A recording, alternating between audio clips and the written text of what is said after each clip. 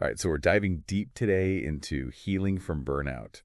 You sent over this podcast episode and wow, it's really got me thinking. I feel like we all kind of throw that word burnout around, Yeah. like, ugh, I'm so burned out. But this episode, it really like digs into what it actually is and how to, actually bounce back. It's interesting, right? Because the episode, it really points out that a lot of people, they just think of burnout as being tired. Yeah. Yeah. But it's so much more than that. It's like, think about the difference between just needing a good night's sleep Mhm. versus like having insomnia, like chronic, can't sleep for weeks. Whoa. Yeah. Okay, that's a really good way to put it. And the source, they really hammer home that it's like this total exhaustion. Yeah. Not just physically, but like emotionally, mentally. The whole package deal. Yeah, the whole thing. And it's not just from pulling an all-nighter, it's like prolonged stress. Exactly. And when that happens, all that chronic stress, it really messes with things. Hormones get out of whack, your immune system takes a hit. Really? Yeah, even increases your risk for some chronic illnesses down the line. Oh, wow. Okay, so then how do we know if we're just stressed or if it's like tipped over into, full-blown burnout? Well, the episode gives us some pretty clear warning signs to look out for. So one of the big ones is this constant fatigue. Okay. Even if you're getting enough sleep, no matter how much you rest, you just feel You're drained. just dragging. Yeah, exactly. Dragging yourself through the day. And I feel like it's not even just the tiredness, it's that lack of motivation that can come with it, Oh, totally. Things you used to love, they just feel like a chore. Yeah, exactly. And then on top of that, you get irritable. Oh, yeah. Like little thing just to set you off. Oh, for sure. I can definitely relate to that. Yeah, your fuse is like super short. So short. And the episode, they even mention physical stuff, too. Like headaches, stomach issues, always getting sick. Like your body's screaming at you. Yeah, take a break. Exactly. And then another thing they talked about was withdrawal, like actually isolating yourself. Yeah, skipping out on social events, even pulling away from like close friends and family. Yeah, just to save energy, It's like going into hibernation almost. Wow. Okay, so if any of this is sounding familiar, good news. This episode, it gives us a whole roadmap for recovery. Oh yeah, they break it down really nicely. Rest, reset, and recharge. I love that. And it's not just about, taking a nap or going on vacation. It's a lot deeper than that. Yeah, so what do they mean by, like, rest? So rest, it's about really disconnecting from all those things that are stressing you out. Just giving yourself permission to, just be, Oh, I like but that. then reset. That's like taking a step back and looking at what's causing all this stress in the first place. Are there any bad habits you've picked up? Maybe commitments that are sucking the life out of you? Yeah. Or relationships that need a little work? Oh, yeah. It's about hitting pause on autopilot and figuring out what needs to change. Wow, I love that. Okay, so then what about recharge? That sounds like more active. Yeah, so recharge isn't just about resting. It's about doing things that, light you up and bring you joy, things that give you energy. Okay, I like that. But that's going to look different for everybody. Oh, absolutely. Like for one person, it might be hiking solo in the woods. For someone else, it's hanging out with loved ones or working on a creative project. Right, right. It's all about figuring out what really fills your cup, Yeah, what makes you feel alive. Exactly. And, another thing the episode stresses is that you don't have to go through this alone. Oh, right. Like, lean on your friends and family, talk to a therapist. Having that support, it makes a huge difference. It really does. And don't forget about being kind to yourself. Yeah. Healing takes time, and it's okay if you don't have all the answers right away. Okay, so we've got a handle on recognizing burnout, and we know we need to rest, reset, recharge, but how do we actually do those things? This episode gets into some really cool tips for setting boundaries and taking care of yourself, and I think that's where things get really interesting. For me, one of the biggest takeaways was that whole thing about learning to say no. It's like so simple, but how hard is that to actually do? It's so hard, especially when you're already feeling burned out. You just want to make everyone happy. Totally. And the episode, it even says that all that people-pleasing, it can actually backfire. Really? Yeah, you end up resenting it, and then it's even harder to recharge your batteries. That makes sense. So instead of saying yes to everything, they say just pause, take a breath before you answer. Okay. Really think, okay, do I actually have the energy for this? Does this fit with, what I'm trying to do? It's about being intentional. Exactly. It's about where your energy's going. And speaking of being intentional, they talk about creating a routine. A routine. Yeah, like a structure for your day, making sure you've got time for rest, for moving your body, for doing things you actually enjoy.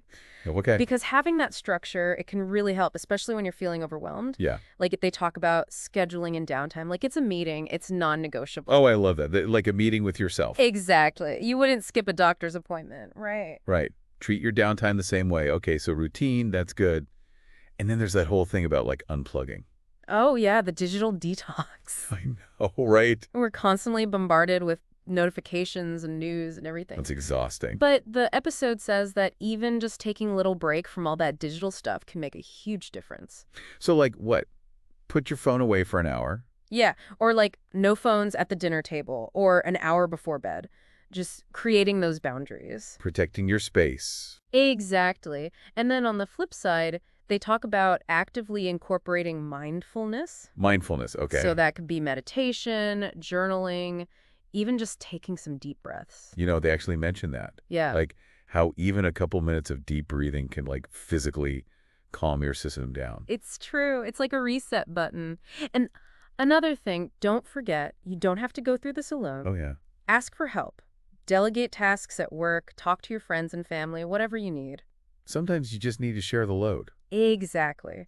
And speaking of work, the episode talks about how workplaces have a role to play in all this too. Oh, yeah, they did mention that. It's not just on the individual, right? They say it's crucial to create a work culture that actually values well-being. Okay, so what does that look like? Well, first off, being open about stress and workload, creating a space where people actually feel comfortable talking about it if they're struggling. Right, right. And it goes beyond just talking about it. It's about promoting that work-life balance, offering flexibility whenever possible. Like working from home sometimes, what kind of thing? Exactly. It's about acknowledging that people have lives outside of work. Yeah. And respecting those boundaries is like essential for preventing burnout. So it's on the company too, not just the individual. Right. And the episode even goes into things like providing access to mental health services, like employee assistance programs. It's about being proactive. Yeah, that's awesome. And, they make a really good point about how this isn't just good for employees, it's good for the company, too. Oh, interesting.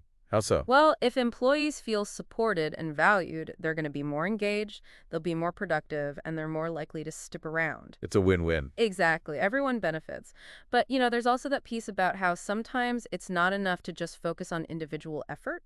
Okay. The episode talks about how sometimes you need system-wide change to actually address burnout. Like changing the way we work altogether. Yeah, because let's be honest, some jobs, some industries, they're just set up in a way that leads to burnout. Yeah, that's true. Like crazy workloads, long hours, that whole always-on culture. Ooh, yeah. So sometimes it's about advocating for policy changes, pushing for better working conditions, really challenging those norms. Wow. So it's bigger than just like take a bubble bath and you'll feel better. Exactly. Sometimes the problem is like baked into the system, but let's bring it back to the individual for a second, because the episode also talks about how our own mindset can contribute to burnout. Oh, yeah. Like things like perfectionism, people-pleasing, that whole I have to be on all the time mentality. It's like you're setting yourself up for it. Right.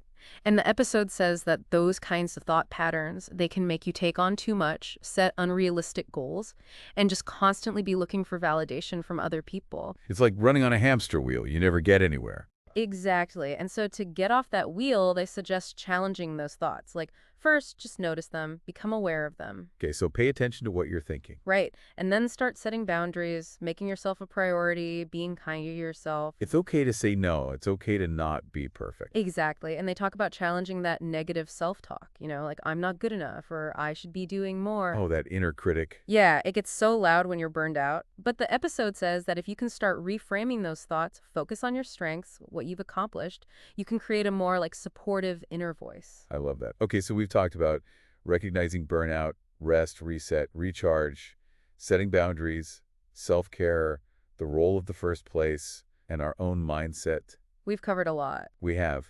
Is there anything else? Oh, you know what? There is one more thing that I think really ties it all together. Okay. Finding purpose and meaning in your work. Oh, yeah, that's a good one.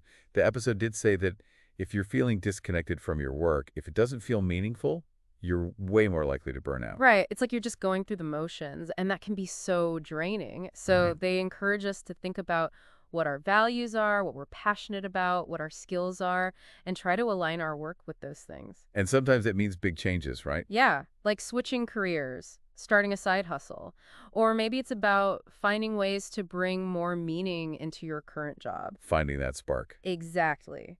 It might not be easy, but the message is clear. Finding that purpose, it's crucial for preventing burnout. And I think that's a perfect segue into the last part of our deep dive. All right, so we're back for the final part of our burnout deep dive.